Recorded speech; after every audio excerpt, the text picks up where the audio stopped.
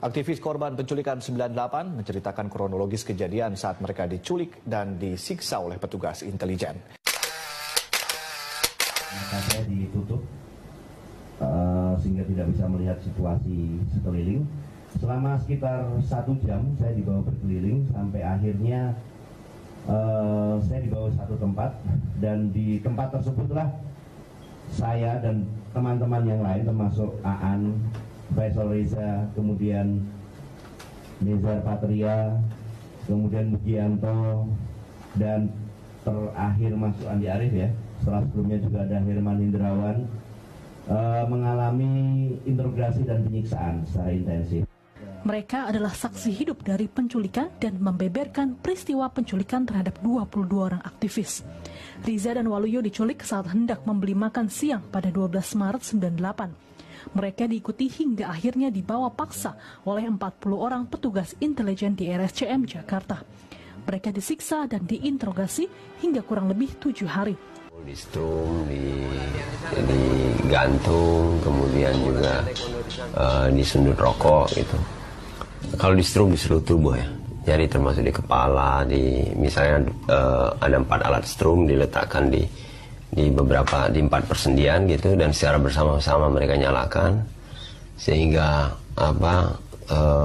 saya seperti terlontar ke atas dan jatuh sampai kursi patah gitu.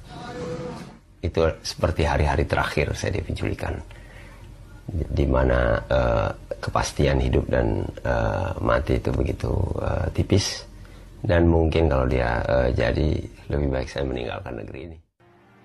Namun selama penyekapan, mereka yakin bahwa 13 aktivis yang masih hilang lainnya pernah berada dalam satu sel yang sama dengan mereka. Salah satu aktivis, Riza, meyakinkan bahwa sesungguhnya sangatlah mudah untuk membongkar keberadaan 13 aktivis lainnya yang telah dinyatakan hilang.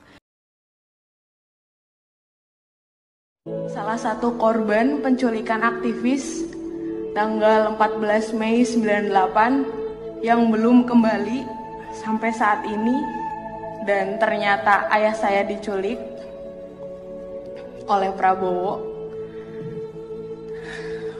Kenapa dia diculik? Kenapa dia bisa diculik? Atau dia bisa menghilang seperti itu? Kenapa dia bukan seorang aktivis, hanya orang biasa, hanya seorang ayah yang ingin membesarkan anaknya, yang seharusnya saat ini ada di samping saya, yang seharusnya bisa menandatangani rapot sekolah saya, yang seharusnya bisa mendampingi saya ketika saya akan masuk kuliah, yang seharusnya memberi uang saku kepada saya, yang seharusnya. Apa siksaan Prabowo sama anak saya?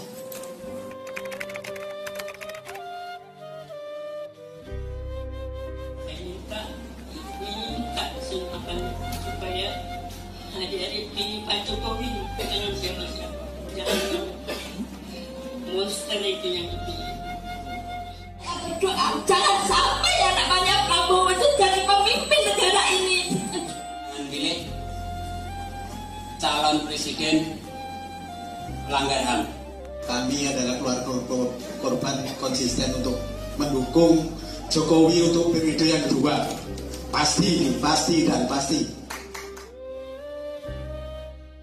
Subianto waktu itu sebagai Letnan Jenderal, sebagai Panglima Kostrat, nyata-nyata oleh Dewan Kehormatan Perwira telah dibuktikan bahwa beliau terbukti terlibat dalam